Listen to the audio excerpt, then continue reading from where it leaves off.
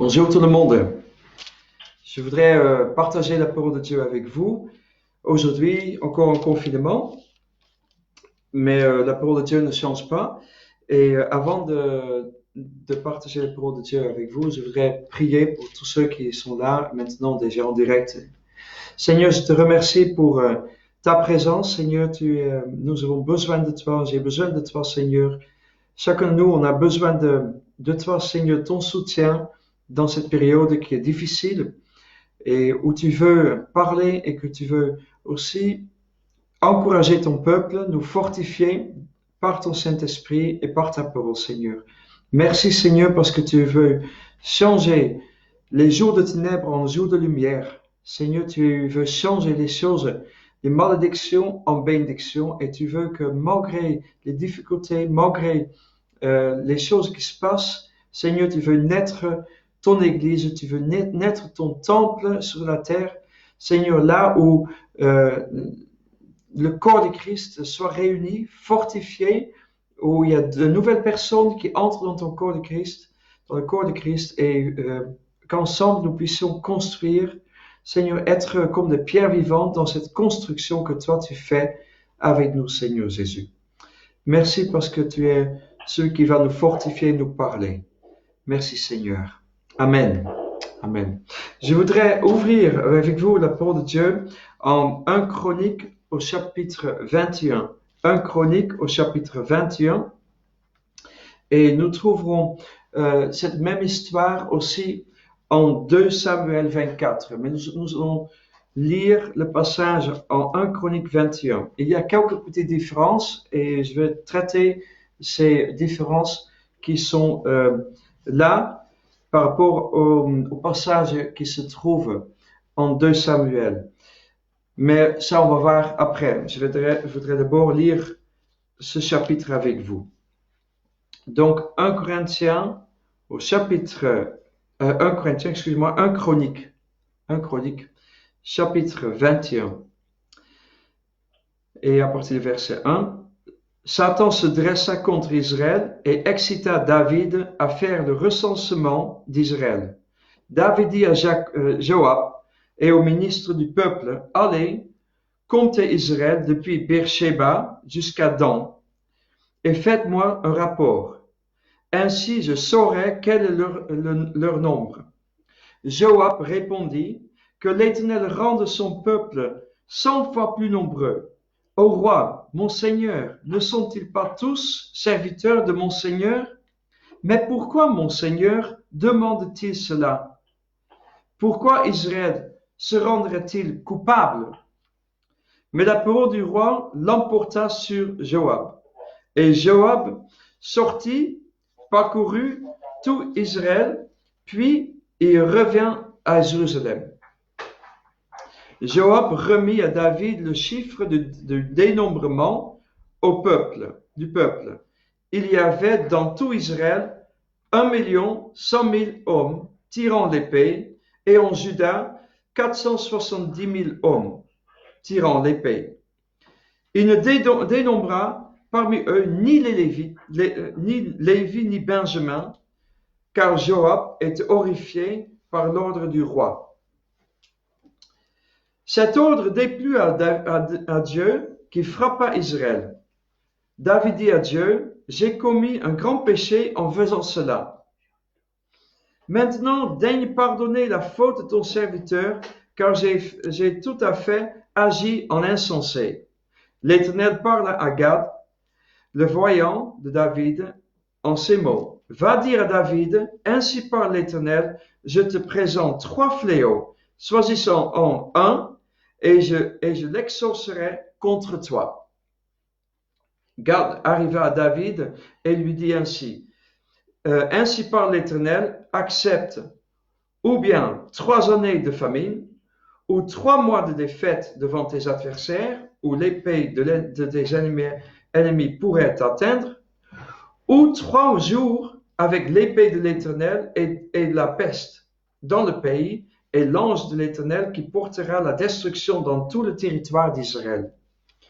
Vois maintenant ce que je dois répondre à celui qui m'envoie. David répondit à Gad, Je suis dans une grande détresse. Que je tombe entre les mains de l'Éternel, car ses compassions sont immenses, mais que je ne tombe pas entre les mains des hommes. L'Éternel fit sévir la peste en Israël, il tomba 70 000 hommes d'Israël. Dieu envoya un ange à Jérusalem pour la détruire. Et comme il la détruisait, l'Éternel regarda et il eut du regret de ce malheur. Il dit à l'ange destructeur, assez, retire maintenant ta main. L'ange de l'Éternel se tenait près de l'aire d'Oran, le Jébusien. David leva les yeux et vit l'ange de l'Éternel qui se tenait entre la terre et le ciel, son épée nue à la main, tournée contre Jérusalem. Alors David et les anciens, revêtus de sacs, tombèrent le visage contre terre. David dit à Dieu, n'est-ce pas moi qui ai dit de recenser le peuple? C'est moi qui ai péché et qui a fait ce mal. Mais ce peuple, qu'a-t-il fait? Éternel mon Dieu, que ta main soit donc sur moi et sur ma famille, et qu'elle n'inflige pas là une plaie parmi ton peuple. L'ange de l'Éternel avait dit à Gad de parler à David, afin que David monte pour lever un autel à l'Éternel sur l'aire d'Oran, le Jébusien. David monta, selon la parole de Gad, que Gad avait dite, au nom de l'Éternel. Oran se retourna et vit l'ange. Ses 4 fils se cachèrent avec lui. Il foulait alors du froment. Alors, lorsque David arriva auprès d'Oran, Oran jeta un coup d'œil et vit David. Il sortit de l'air et se prosterna devant David, le visage contre terre. David dit à Oran, cède-moi l'emplacement de l'air pour que j'y bâtisse un autel à l'Éternel. Cède-le-moi contre sa valeur en argent, afin que la plaie se retire du peuple. Ornan répondit à David, prends-le, et que mon Seigneur le roi fasse ce qui lui semblera bon. Vois, je donne les bœufs pour les holocaustes, les herses pour le bois, le froment pour l'offrande. Je donne tout cela. Mais le roi David dit à Oran, non, je veux l'acheter en bonne et due forme, contre sa valeur en argent, car je n'apporterai pas à l'Éternel ce qui est à toi, pour offrir un holocauste gratuit. David donna à Oran un poids de 600 cycles d'or pour l'emplacement. David bâtit là un autel à l'Éternel et offrit des holocaustes et des offrandes de communion. Il invoqua l'Éternel et l'Éternel lui répondit par le feu qui descendit du ciel sur l'autel de l'holocauste. Alors l'Éternel parla à l'ange qui remit son épée au fourreau. À cette époque-là, David, ayant vu que l'Éternel avait répondu sur l'aire d'Oran, le Jébusien, il offrait des sacrifices. Mais le tabernacle de l'Éternel construit par Moïse au désert et l'autel des holocaustes était alors sur le haut lieu de Gabaon. Or, David ne pouvait pas y aller pour consulter Dieu parce qu'il était inquiet à cause de l'épée de l'ange de l'Éternel. David dit, ici sera la maison de l'Éternel, Dieu, et ici sera l'autel pour l'holocauste d'Israël. David dit que l'on remisse aux immigrants dans tout le pays et les charges de taille de pierre et couper les pierres pour la construction de la maison de Dieu. Et en fait, après, on peut lire dans le chapitre 22 comment David prépare tout ce qui est nécessaire pour le temple et que Dieu lui explique que c'est son fils Salomon qui va construire le temple. Donc, on va arrêter là. Alors, comme je vous ai dit, il y a quelques différences avec le passage en 2 Samuel 24 et je voudrais les aborder d'abord. Parce qu'il y a peut-être quelques personnes qui disent oui, mais j'ai vu qu'il y a des différences et donc la Bible n'est pas fiable parce qu'il y a des erreurs. Je peux vous dire qu'il n'y a aucune erreur dans la Bible. La Bible n'a aucune erreur. S'il y a des erreurs, c'est peut-être des erreurs dans la traduction en français ou dans une autre langue qu'on peut trouver. Mais les textes originaux, ils sont infaillibles.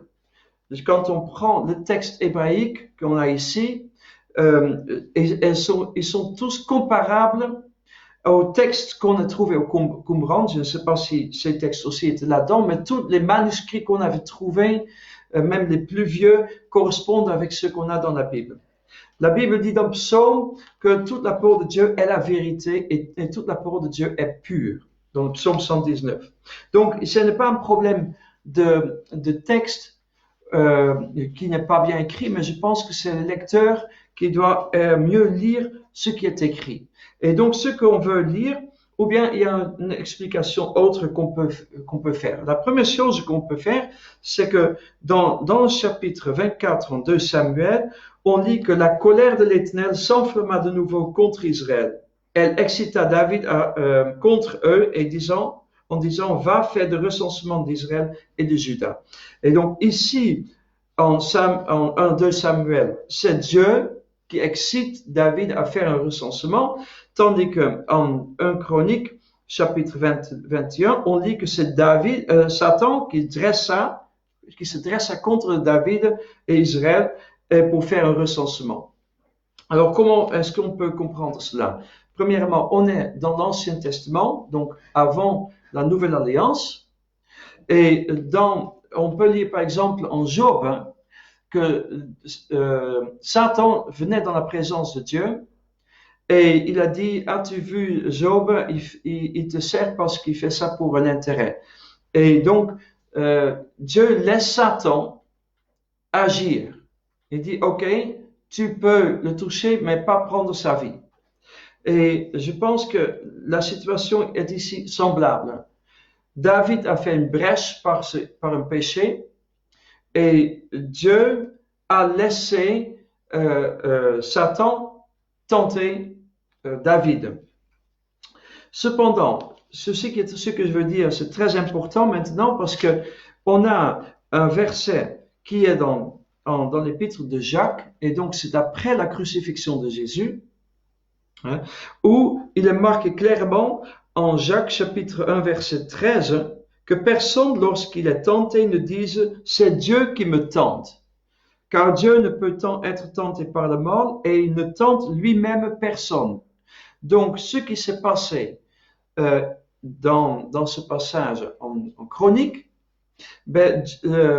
où Dieu utilise même Satan pour tenter, cela est fini sur la Nouvelle Alliance.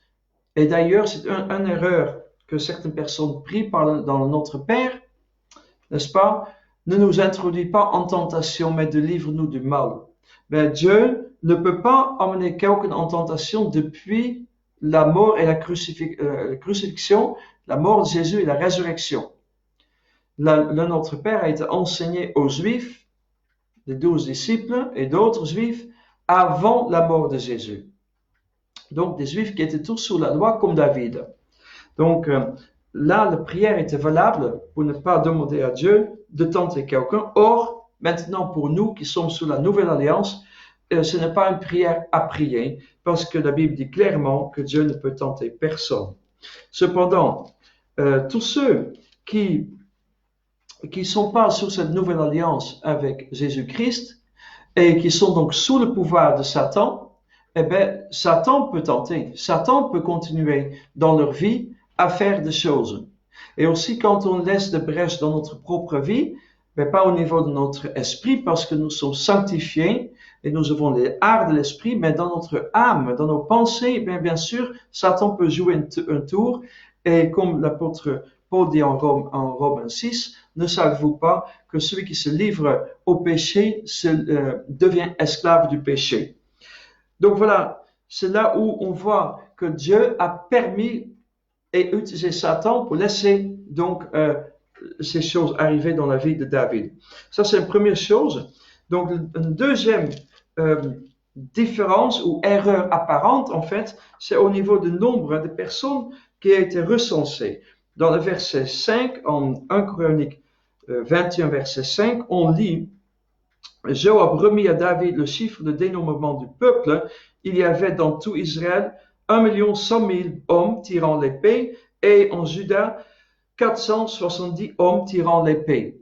Maintenant, si on compare cela avec le passage en 2 Samuel 24, verset 9, on lit Joab remit au roi le chiffre de dénombrement du peuple. Il y avait en Israël 800 000 hommes, vaillants tirant l'épée, et les hommes de Juda étaient 500 000.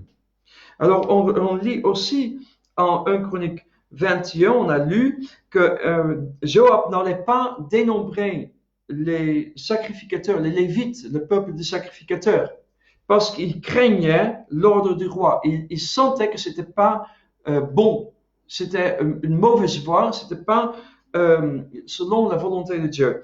Et donc, lui déjà, il va pas compter le tribut qui est mis à part par Dieu comme sacrificateur.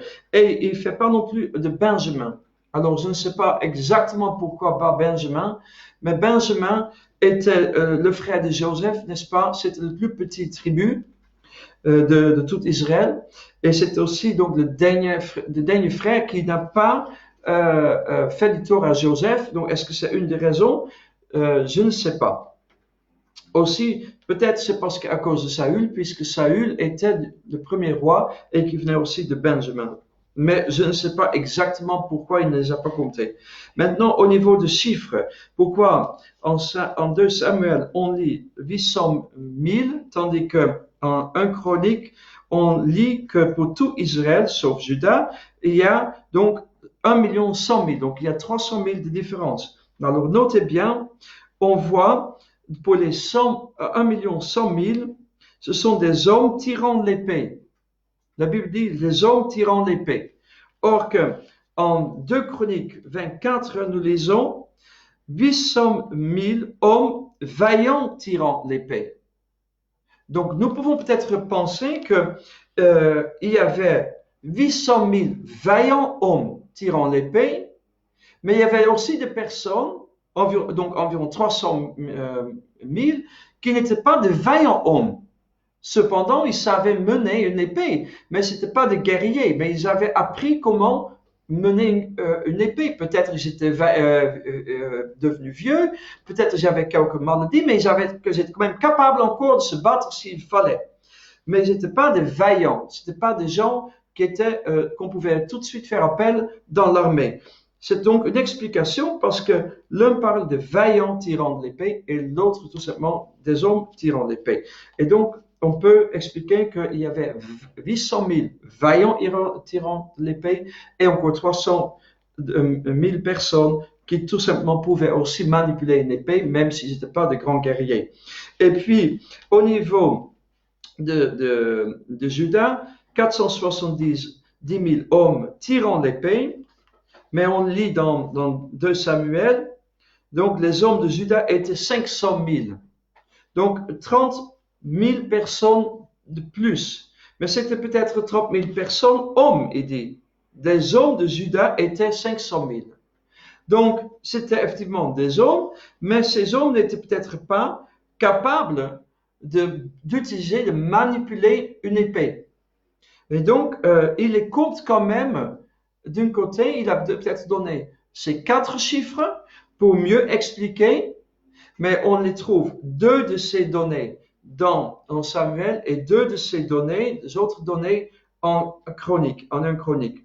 Donc, David avait effectivement dans ce cas-là tous les détails par rapport aux tribus, sauf bien sûr de Lévi et de Benjamin, parce que Joab a caché ces nombres, il ne les a pas comptés.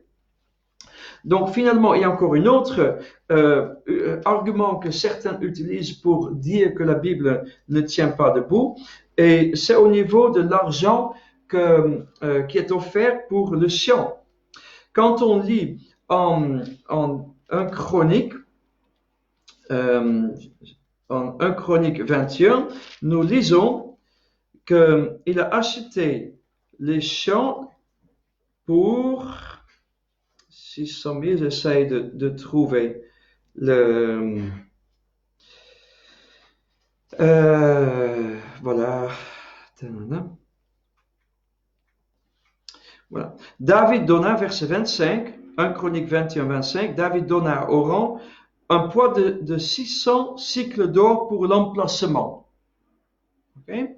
Donc, 600 cycles d'or pour l'emplacement, tandis que quand on lit en 2 Samuel 24, on lit dans le verset 25,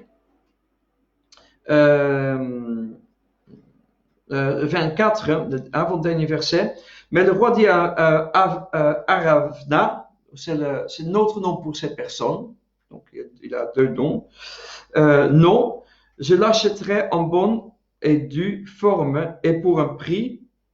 Je n'offrais par l'Éternel de mon Dieu des holocaustes gratuits. David acheta l'air et le gros bétail pour 50 cycles d'argent.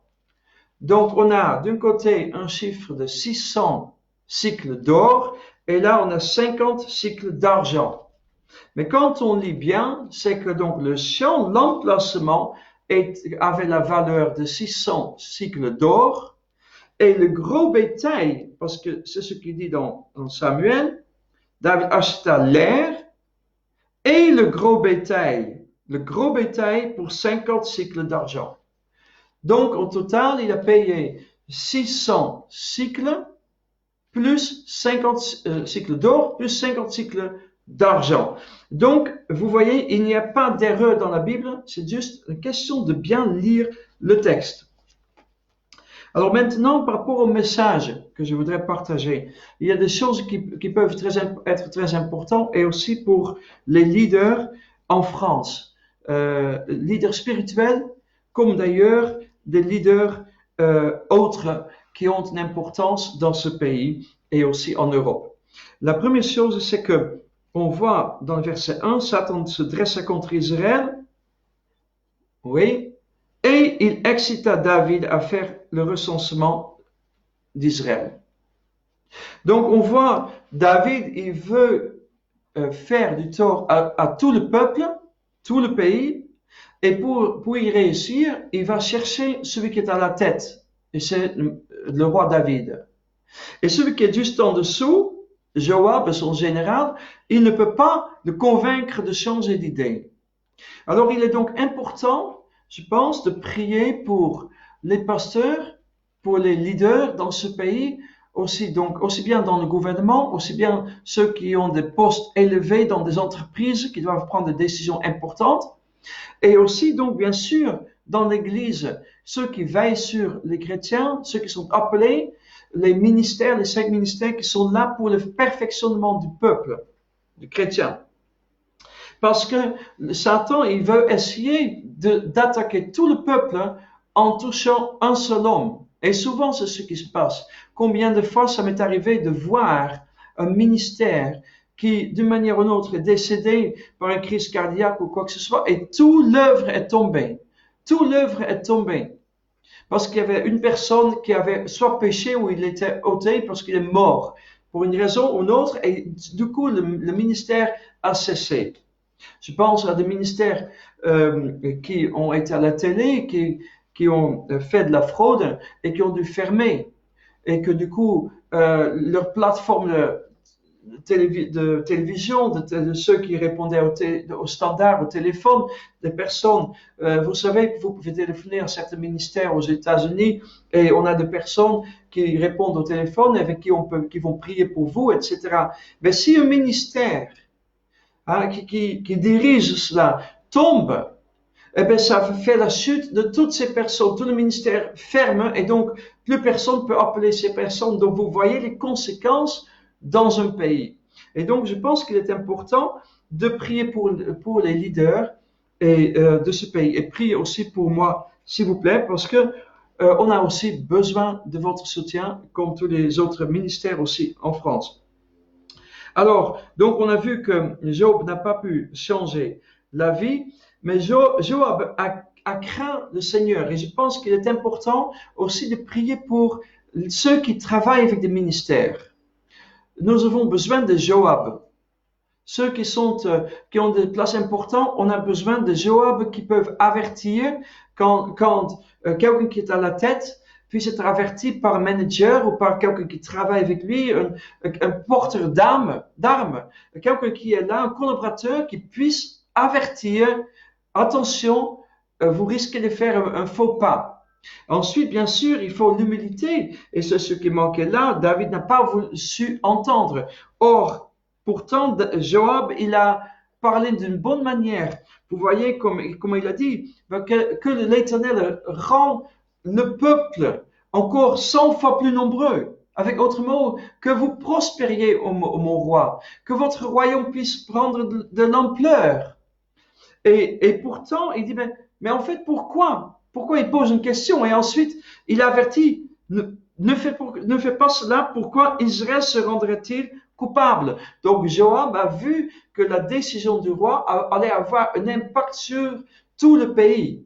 Tout le pays allait être considéré comme coupable.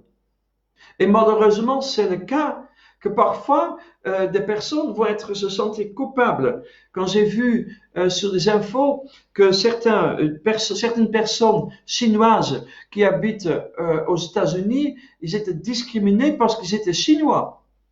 Ils n'ont rien à voir avec ce qui se passe, mais ils habitaient peut-être toute leur vie déjà à Los Angeles ou je ne sais pas où, mais soudainement, ils sont donc perturbés et donc persécutés parce qu'il y a des gens qui ont fait des erreurs et ils sont pour rien.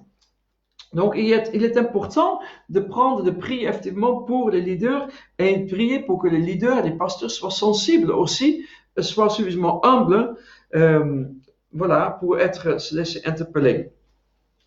Alors après, vous avez une prière de David dans le verset 8. Alors cette prière est très déprimante. En fait, la réponse, parce qu'il n'y a pas eu de réponse. Nous voyons David dit à Dieu, j'ai commis un grand péché en faisant cela. Maintenant, daigne pardonner la faute de ton serviteur, car j'ai tout à fait agi en insensé. Mais Dieu ne répond pas à David. On est ici sous l'ancienne alliance, mais le pardon n'est pas encore arrivé, le vrai pardon. Parce que Jean-Baptiste a dit, en voyant Jésus s'approcher de lui, regardez, voici l'agneau de Dieu qui ôte le péché du monde.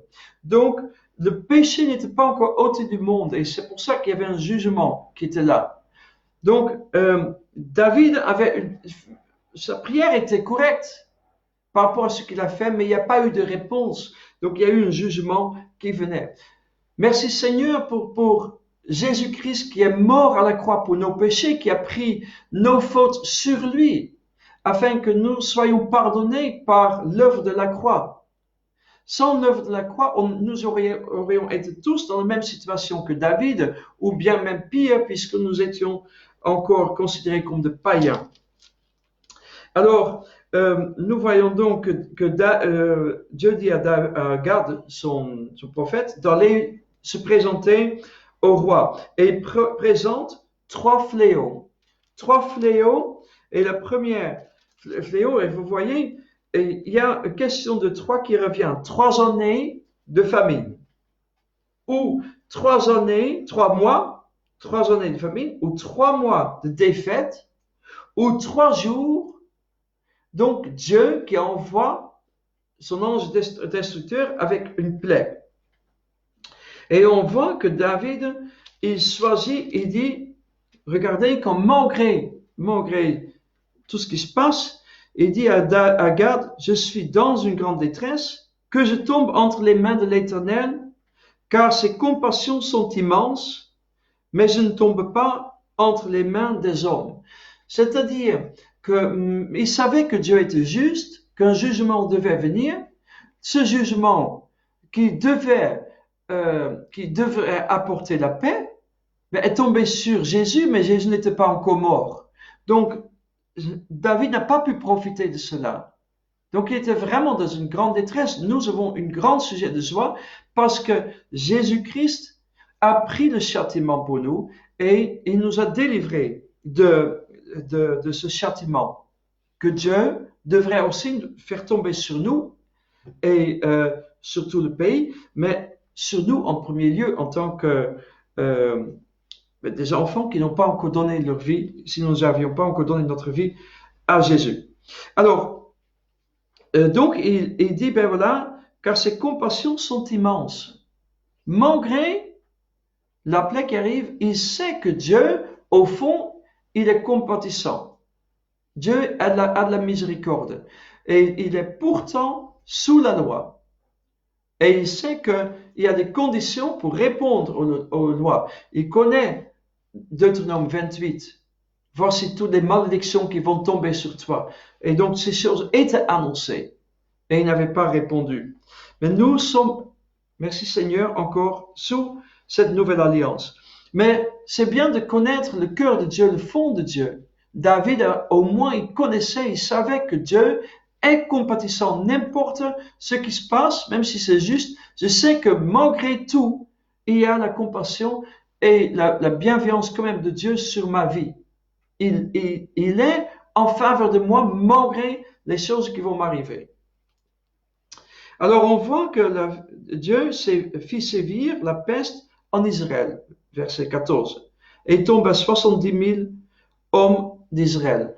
Donc c'est quand même nombreux. Nous sommes un peu dans une situation semblable où on n'appelle pas la peste, on appelle le Covid-19, mais il y a des gens qui meurent dans notre pays.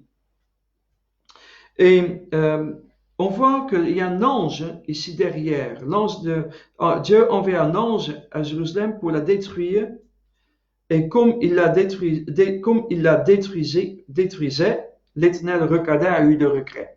Donc là, on voit cette compassion dont David avait parlé. Il savait que Dieu, il a de la compassion au fond de lui. Et donc Dieu, il change d'avis. Et il dit, Dieu a de regrets de ce malheur. Dieu, s'il a de regrets, c'est à cause du malheur. Et on le voit dans l'Ancien Testament. Hein? Du malheur qu'il voulait faire. Là, il a de regrets. Il a de regrets pour ce malheur. Mais au fond de lui, il veut que les gens soient libres. Que les gens viennent à lui et soient dans sa paix et dans une relation avec lui. Il n'aime pas, comme la Bible dit, il ne veut pas que le méchant meure, mais qu'il se repente et qu'il vienne à lui. Ça, c'est le but ultime de Dieu. Et donc, il dit, ainsi, retire maintenant ta main. Et donc, c'est ce qui se passe. Ce que je voudrais vous dire aussi, c'est que il y a eu une histoire en Nombre 17, où on a une histoire un peu semblable, où le peuple avait péché dans le désert, n'est-ce pas? Et les gens ont murmuré. Et puis, il y a eu Corée, les gens de Corée, et vous vous rappelez, Dieu a châtié Corée et tous ces gens avec lui, et il a ouvert la terre. Et puis, il y avait les gens qui continuaient à se plaindre et à accuser Dieu.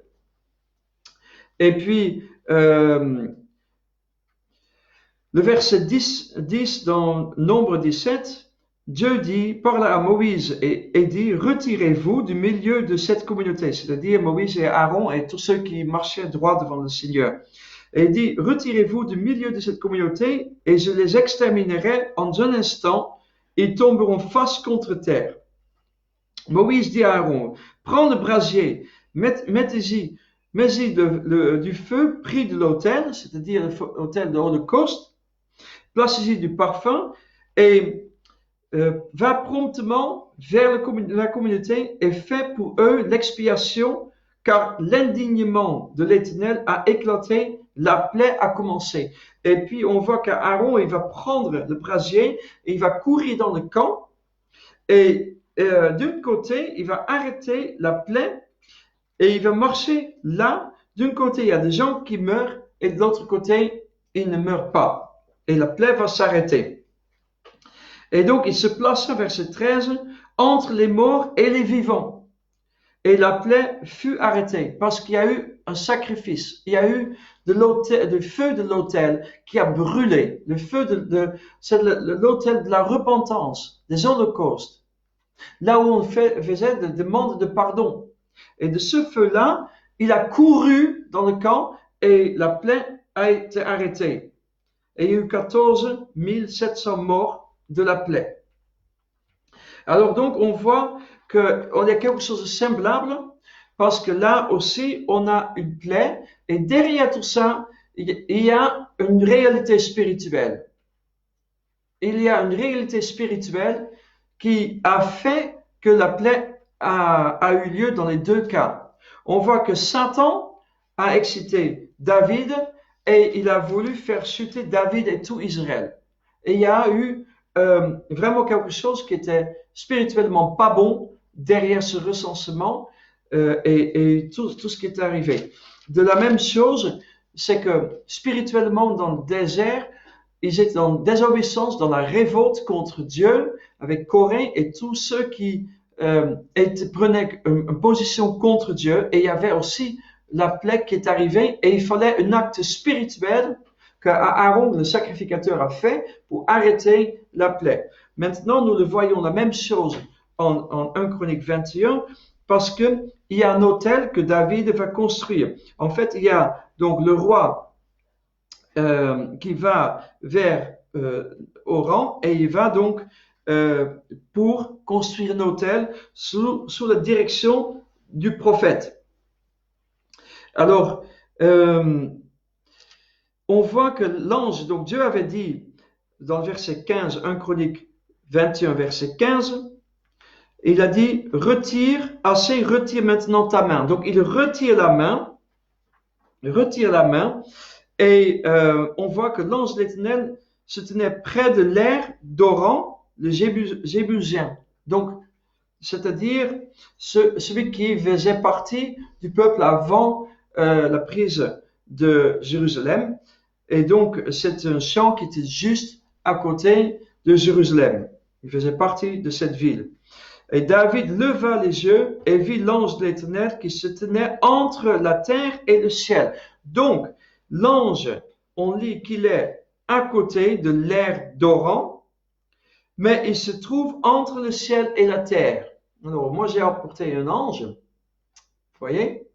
Alors, il a une épée. Donc, oh, excusez-moi, il casse la vignette. Voilà, c'est pas du très solide. Mais il a une épée. Et avec l'épée, il frappait. Mais Dieu a dit, retire ta main. Retenir maintenant ta main. Donc, c'est-à-dire, au lieu de frapper, de mettre l'épée sur la ville, l'ange a dû enlever sa main de la ville. Il ne pointait plus sur la ville. Rappelez-vous qu'en l'Apocalypse, de la bouche de l'Éternel, de Seigneur Jésus, sortait une épée à deux tranchantes. Hein? Et donc, maintenant, l'ange, il est toujours là, il se tient près du champ, mais il est entre la terre et le ciel. Il est entre les deux. C'est-à-dire, il y a un jugement de Dieu, et la communication envers Dieu ne peut pas arriver parce qu'il y a un ange qui juge et qui est prêt à continuer à juger. Il est en stand-by parce que Dieu dit maintenant, arrête. Mais il n'a pas dit, retire-toi, pars. Non, il retire ta main. Donc, arrête de frapper. Mais il tient prêt et il attend les prochains ordres de Dieu. Et là, donc, il y a David et il voit l'ange, verset 16, de l'Éternel, qui se tenait entre le ciel et la terre, son épée nue à la main. Alors, tourné contre Jérusalem. Donc, alors David et les anciens revêtus de sac, donc c'est du deuil. Il tombe le visage par terre et donc il va implorer Dieu. Il va dire, ben, c'est moi qui est fautif. Là, c'est le leader du pays, le roi, qui reconnaît ses erreurs et qui a causé des problèmes pour tout le peuple. Je pense que nous tous, peut-être moi le premier, mais je pense que nous tous, nous serons appelés à nous examiner et aussi à voir qu'est-ce que j'ai pu faire, qu'est-ce que j'ai pu dire, qu'est-ce que j'ai pu faire contre le Seigneur, mais qui a eu aussi un impact sur d'autres personnes qui m'entourent. Et en premier lieu, là, je dirais que ici, on a David qui est à la tête du peuple. Donc, en premier lieu, je pourrais dire aussi que cet appel s'adresse aussi au ministère, des pasteurs, des leaders qui sont à la tête des églises et qui peut-être par des actions ont fait chuter, ont causé beaucoup de problèmes pour beaucoup de personnes. Comme je viens de dire, certains ministères aux États-Unis qui ont chuté, qui ont fait la prison, mais les conséquences n'étaient pas uniquement pour eux, c'était pas uniquement pour eux et leur famille, c'était pour un tas de personnes qui avaient un travail, qui étaient au standard téléphonique, qui travaillaient peut-être dans leur ministère, qui avaient peut-être un salaire par là, qui vivaient par là, et des gens qui venaient à l'église, qui avaient une communion fraternelle qui était brisée maintenant. Et c'est souvent le cas quand il y a des problèmes, ça a de retomber sur beaucoup de personnes. Et David, là, il dit, Seigneur, c'est moi le fautif. Je pense que cette question, nous devons nous poser et aussi se pose la question à quel point mes décisions, mes faux pas, les choses que j'ai dit ont aussi des conséquences, ont eu des conséquences sur d'autres personnes. Nous devons être honnêtes envers le Seigneur et les confesser. Alors, donc il dit, est-ce que c'est pas moi qui a fait le recensement, etc. Alors, le verset 18, donc l'ange de l'Éternel avait dit à Gad de parler à David. Donc il y a un intermédiaire, mais nous, je pense que le Seigneur parle par nous directement par le Saint-Esprit maintenant le Saint-Esprit demeure en nous, mais il peut aussi utiliser des prophètes pour nous parler. Nous devons être, en tout cas, être sensibles. Et il dit, afin donc David monte pour élever un autel à l'Éternel sur l'aire de Doran, le Jébusien. Alors, l'aire de Doran, Jébusien, c'est l'endroit exact, c'est Moria. Nous voyons Moria déjà mentionné en Genèse 22, verset 1, là où Abraham va emmener Isaac, où Dieu avait dit, tu dois sacrifier ton fils, et où, au moment qu'il veut lever l'épée, le couteau, Dieu dit stop. Il faut dire aussi que son fils a dû avoir vraiment de la foi, parce qu'il savait certainement son appel et il devait avoir la confiance aussi en son Père que Dieu allait d'une manière ou d'une autre renverser la situation. Et comme Hébreu dit, il croyait même Abraham que Dieu pouvait le ressusciter, or qu'il n'y avait personne avant lui ressuscité. Alors donc c'est bien à cet endroit-là, Moria, où il y avait donc ce champ. Nous le voyons aussi un peu plus tard, que c'est à cet endroit, dans 2 Chroniques 3, verset 1, nous lisons que c'est à cet endroit-là, Moria, sur le champ, que Salomon va construire le temple. Nous le lisons en 2 Chroniques 3, verset 1, je vais vous le dire. Samuel commença à bâtir la maison de l'Éternel à Jérusalem, sur la montagne de Moria, qui avait été indiquée à son père David, à l'endroit préparé par David sur l'aire d'Oran, le Jébusien. Donc, c'est à cet endroit précis que Salomon va plus tard construire le temple. Alors, ceci est quand même intéressant, important, parce que David, du coup, il n'ose pas aller dans le tabernacle, mais ce que nous avons lu, à un moment donné, donc, il va faire cet autel et il va dire que c'est à cet endroit-là que il y aurait le sacrifice. Donc, je pense que attendez, où est-ce que je peux trouver? On l'a lu, je crois. En tout cas, voilà. Bref, en tout cas, David, quelque part, il précise que c'est bien là où est l'autel de Holocauste et c'est là où les sacrifices sont emmenés. Et nous le voyons que c'est un acte prophétique par rapport à la mort de Jésus. Et les sacrifices qui vont avoir lieu, c'est exactement donc à Moria. Donc on continue dans la lignée de Abraham qui avait commencé avec le sacrifice de son fils, qui était évité. Et n'est-ce pas que Dieu allait pourvoir lui-même. Et ce qu'on voit aussi, ce qui est honorable dans l'histoire, c'est pour revenir sur 1 Chronique chapitre 21, c'est que il y a donc Oran, il voit l'ange déjà, il voit l'ange et il a peur.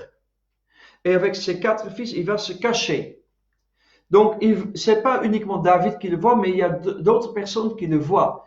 Et donc, on voit le lien spirituel entre la paix, la peste, la plaie qui passe, et le côté spirituel, il y a un jugement.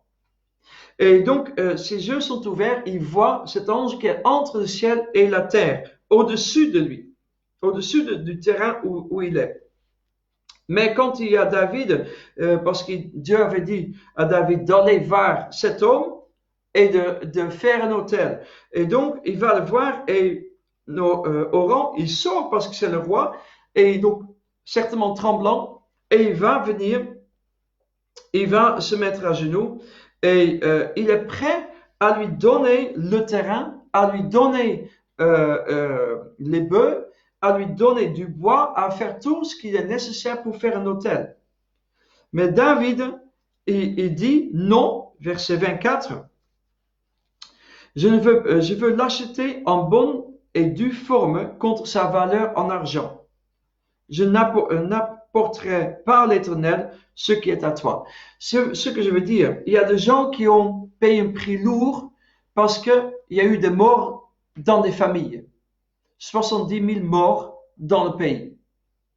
Mais David est le roi et il sait que c'est à cause de lui, à cause de sa faute. Et déjà, il s'adresse à Dieu, il dit, ben, Seigneur, pourquoi tu permets cette plaie à agir dans tout le peuple, or que c'est moi qui est fautif. Mais il y a une conséquence, bien sûr. Et là, David veut dire, non, non, moi je ne veux pas recevoir de ta main l'autel, le lieu, gratuitement. Parce qu'il y a des gens qui payent un prix. Moi, je veux l'acheter, ce qui est juste. Je pense que s'il faut faire un autel, et si on doit prier, si on doit maintenant s'adresser à Dieu, si on doit chercher Dieu pour une tournure dans ce pays, eh bien, je pense qu'il est important de le faire dans toute honnêteté, dans toute bonne et due forme, comme David le fait. Nous devons vraiment nous mettre en question. David était le roi. Il pouvait compter sur les impôts des autres. Il pouvait exiger qu'on lui donne ceci ou cela. Il pouvait récupérer des gens pour son armée. Il pouvait récupérer des terres, tout ce qu'il voulait. Et là, il y a Oran qui est même prêt, il dit d'avance. Il dit, voilà, je vais tout te donner. Voilà. Mais David dit non. Je veux te l'acheter. Je dois l'acheter parce que Dieu me l'a dit de faire un autel là, mais je ne veux pas le faire gratuitement. Donc, vends-moi le terrain tel que le prix, ce qui vaut réellement. Il ne va pas essayer de négocier, il ne va pas essayer de baisser le prix, il paye le prix qu'il faut. Je pense que si on veut monter un autel devant le Seigneur dans la prière, nous devons être dans la sincérité maintenant. Et ça peut, certains, ça va nous coûter quelque chose. Ça va nous coûter quelque chose de nous-mêmes, de notre temps, de notre énergie. Et Dieu mérite cela. Aussi vis-à-vis de ce qui se passe dans le pays. Oui, il y a beaucoup de choses, il y a beaucoup de gens qui sont dans des problèmes. Mais je pense que quelque part, il y a quelque part aussi une part de responsabilité, c'est aussi auprès de nous. Je pense que c'est la moindre des choses que nous devons faire, la moindre des choses, avoir cette attitude que peut-être moi j'étais pas toujours là où il fallait. Peut-être j'ai pas toujours témoigné comme je devais le faire. Peut-être j'ai pas toujours prié comme je devais prier. Peut-être j'ai pas toujours entendu la voix du Seigneur ou écouté ce que Dieu m'a dit et que j'ai pas toujours obéi à sa voix pour aider une telle, pour témoigner auprès d'une telle, pour donner une Bible à une telle. Nous avons parfois peut-être négligé d'apporter un changement dans ce pays. Et je parle dans le nous en tant qu'Église collectivement. On a peut-être aussi brouillé l'évangile. Nous n'étions pas toujours clairs. Nous avons donné peut-être une mauvaise image aussi. Nous avons peut-être cherché des bagarres entre nous et ça a donné un mauvais témoignage. On n'a pas toujours été à la hauteur et je pense que il est prêt, il faut peut-être qu'effectivement, il y a aussi des sacrifices que chacun d'entre nous apporterions pour un changement dans ce pays. Alors après, donc, il va apporter des holocaustes. Verset 26, David bâtit là un autel à l'Éternel et offrit des holocaustes et des sacrifices de communion ou des sacrifices de paix. Donc, il invoqua l'Éternel et l'Éternel lui répondit par le feu qui descendit du ciel sur l'autel des holocaustes. Donc, on voit que l'accent est sur l'autel des holocaustes, pas sur l'autel de communion. Et je pense que s'il y a quelque chose à faire aujourd'hui, c'est de mettre l'accent sur la repentance. C'est le sacrifice des holocaustes, où on doit vraiment se mettre en question et on doit chercher, et où Dieu veut que les gens viennent à la repentance et que dans une démarche sincère avec le Seigneur. Ne sautons pas des étapes. Le premier autel qu'on rencontre quand on va dans le temple, c'est l'autel des holocaustes. Avant la communion, avant toute autre rite, toute autre chose qu'on peut avoir dans le tabernacle ou dans le temple, c'est la repentance. Et je pense que c'est l'humilité qu'il nous faut maintenant et la repentance dans ce pays. Et aussi par rapport à nous, pas penser, c'est le monde qui va se repentir. Nous aussi, qu'est-ce que nous devons faire? Nous devons tous nous mettre en question, nous poser des questions. Et c'est là, quand nous mettons les autels d'Holocauste, c'est là où Dieu va répondre avec son feu. Et donc, du coup, là, tout de suite après, alors l'Éternel parle à l'ange qui remit son épée au fourreau. C'est-à-dire là, le stand-by a été changé en véritable arrêt. Parfois, il faut 2 étapes. Parfois, il faut effectivement crier, ou peut-être Dieu, il dit stop, mais il y a encore un stand-by, une période dans laquelle notre action va déterminer ce qui va se passer dans le futur. Dieu est en train de voir maintenant beaucoup d'hommes et de femmes, son peuple aussi, comment est-ce que nous allons réagir dans cette situation. Est-ce que je vais le chercher sincèrement ou est-ce que je pense qu'à moi-même et j'essaye encore de tirer profit et je prends un hôtel qui va rien me coûter. Je pense que c'est important de notre réaction parce que ça va déterminer notre futur pour chacun d'entre nous. Voilà. Ce que je peux vous dire aussi après, donc, c'est qu'il y avait la crainte. Vers la fin, on voit que David avait maintenant la crainte de Dieu. Le manque de crainte a peut-être poussé David à agir comme un insensé, comme il a dit lui-même. Parce qu'il manquait peut-être à un moment donné la crainte. Or qu'il a commencé avec la crainte de Dieu et le respect de Dieu. Parfois, on démarre bien et puis on perd un peu la crainte de Dieu au fil des années. Et après, on fait un peu n'importe quoi et on pense que je règne, je suis bien assis, les choses vont comme je veux. Et on croit, mais en même temps, on fait un peu notre schmilblick. Mais je pense que le Seigneur veut qu'on arrive à une sincère repentance et une recherche du Seigneur qui va nous coûter quelque chose et pour le bien-être du peuple. Pas juste pour nous, mais le peuple. Les conséquences que ça va avoir, notre vie spirituelle, les conséquences que peuvent avoir en bien pour les autres. Et puis, donc là, du coup, il est dans la crainte. Et je pense que c'est une chose qui a vraiment, vraiment manqué ces dernières décennies, la crainte de Dieu. Non seulement en dehors de l'Église, parce que les gens avant avaient encore du respect, mais maintenant, même dans l'Église, où on a laissé tolérer tellement de choses et que on a accepté de déformer la parole de Dieu parce qu'il manquait tout simplement de la crainte de Dieu, le respect et de croire tout simplement, accepter la parole de Dieu, les choses telles qu'elles sont. On a essayé de négocier. Oui, mais il faut interpréter différemment. J'ai une autre théologie, je vois les choses différentes que toi, machin. Non. Tout simplement, tu essayes de faire ta volonté, d'essayer de changer, déformer la parole de Dieu qui est écrit noir sur blanc. Nous devons revenir à la parole de Dieu, accepter ce qui est écrit, tout simplement. Et donc, ce que je voulais rappeler aussi. Donc après, il va encore construire, comme j'ai dit, il va construire, préparer tout le temple, toutes les pierres, tout ce qui est nécessaire pour le temple, et il va donner cet ordre à son fils, et il y aura le temple à Jérusalem. Et c'est là où on veut venir. Quand le temple était dédicacé, il y avait des milliers d'offrandes, il y avait de grandes fêtes, il y avait beaucoup de gens qui venaient pour chercher le Seigneur. Ce que je pense, c'est qu'aujourd'hui, on a une plaie qui est dans ce monde. Mais Dieu veut qu'il y ait une repentance, et une crainte pour lui. Il veut qu'on soit à l'écoute des prophètes aussi. Et qu'on agisse comme Dieu nous le dit. Et ça doit nous coûter quelque chose. On ne doit pas dire, ok, ça va rien me coûter. Non. Fini de profiter. Nous devons être sincères et tout simplement obéir à ce que le Seigneur nous demande de faire. Et nous devons être honnêtes envers les autres, comme David envers Oran. Il aurait été injuste de prendre les champs gratuitement. Parce que s'il n'y avait pas la plaie, il n'avait pas besoin de ce champ, ni d'un hôtel. Mais la plaie était là à cause de lui, et il était juste de donner le juste prix pour ce champ d'Oran.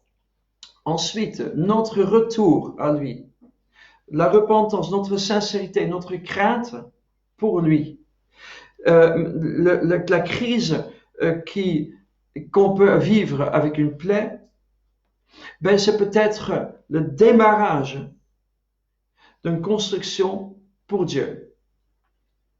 C'est peut-être là où le fait qu'il y a cette crise, on cherche sincèrement Dieu, on arrive dans une crainte maintenant pour lui, et on veut faire les choses, non seulement pour nous, mais aussi pour les futures générations après nous. Nous voulons qu'il y ait le temple de Dieu construit. Nous voulons que l'église de Dieu soit visible avec un majuscule. Je ne parle pas d'une église locale. Ce qui compte, c'est le royaume de Dieu, c'est le roi et l'église avec un majuscule que Jésus veut construire. Et pour cela, nous avons besoin de la crainte pour lui, nous avons besoin de l'obéissance. Et je pense que cette crise, la peste qui était là avec David, a permis David de ne pas légèrement, rituellement, comme il faisait peut-être tout le temps, retourner au temple, au tabernacle. Parce que la Bible dit ici, il n'osait plus retourner au tabernacle. Combien de temps, combien d'années on est allé rituellement dans des églises? C'est devenu comme un rite de lire un chapitre dans la Bible, mais on n'a pas médité sur la parole de Dieu. On est allé à l'église parce que on le fait, toute notre famille fait ça depuis des siècles. Et donc voilà, on va à l'église. Mais quand c'est midi, c'est fini. Hein? Et ça, on est devenu, on est allé tout le temps vers un tabernacle qui était là depuis des siècles. Mais on n'a pas cherché véritablement la face de Dieu. Dans une crainte. Dans un questionnement par rapport à nous-mêmes et par rapport au peuple. Et là, ça maintenant a permis que David a coupé net avec la tradition, avec les rites, pour se positionner et se dire, Seigneur, qu'est-ce que tu veux? Là, il y a une autel. Tu as arrêté la plaie parce qu'il y a une autel que j'ai pu construire. Et il dit, c'est là, cet endroit-là, qu'il faut la maison de l'Éternel. C'est là où il faut le temple. Et c'est ce qui pointe vers Jésus. Là où Jésus, à la croix, a arrêté la plaie vis-à-vis de nous, pour nous et pour tout le peuple. Et il faut que ce lieu-là soit élevé, honoré. Et il faut là le temple. Et c'est la croix qui doit être debout, comme avec la Notre-Dame qui a été effondrée. Et il y avait la croix debout au fond, parmi tout ce qui a brûlé. La croix restait debout, brillait. Il faut la croix à nouveau. Il faut que Jésus-Christ soit au centre et que son temple soit élevé. Et ce qui se passe aujourd'hui, c'est peut-être le fondement d'une tournure qui permettra que le royaume de Dieu avance, soit élevé, que la croix de Jésus soit élevée et honorée, et qu'il y aurait beaucoup de gens qui vont venir adorer lorsque nous sommes sortis de là et que Dieu puisse permettre un réveil à cause de tout cela. Donc voilà, C'est ce que je voulais partager avec vous aujourd'hui. Je vais juste prier. Seigneur, je te remercie pour ta parole, Seigneur Jésus. Tu es capable encore d'arrêter de plaie. Et Seigneur, nous ne voulons pas seulement que cette plaie s'arrête, et afin de reprendre notre vie comme avant, et de retourner dans nos tabernacles et de refaire les rites sans se poser questionnement, sans une véritable mise en question et de sacrifice, de recherche de ta face, de recherche du feu de Dieu qui puisse consommer notre vie et l'autel que nous sommes, Seigneur Jésus, pour ta gloire. Seigneur, nous prions que notre vie puisse avoir un impact positif et pas néfaste sur les gens et dans ce peuple en France. Seigneur, parce que tu nous as appelés à régner dans la vie et à répandre la vie et la vie en abondance que tu es dans ce pays. Permets-nous, Seigneur, que nous puissions reposer de bonnes questions, nous poser des questions, qu'est-ce que j'ai pu, mes décisions, les choses que j'ai dit, qu'est-ce que ça a pu avoir comme impact sur les autres. Seigneur, pour que nous puissions te chercher, Seigneur, afin que le terrain soit préparé et qu'il y ait un véritable temple pour toi qui se lève dans ce pays. Seigneur, je te remercie que ce qui se passe aujourd'hui, Seigneur, puisse avoir une bonne répercussion, un bon résultat pour les générations futures. Que nous ne pensions pas uniquement à nous, mais aussi aux générations qui vont venir après, comme David a pensé à la génération qui allait venir lorsque son fils allait régner.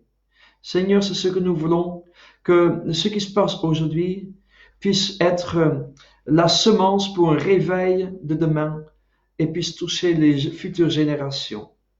Seigneur, je te remercie pour ta présence dans nos vies et tu es celui qui nous fortifie et qui nous aide dans ce temps de confinement pour que nous soyons vraiment à ton écoute auprès de toi.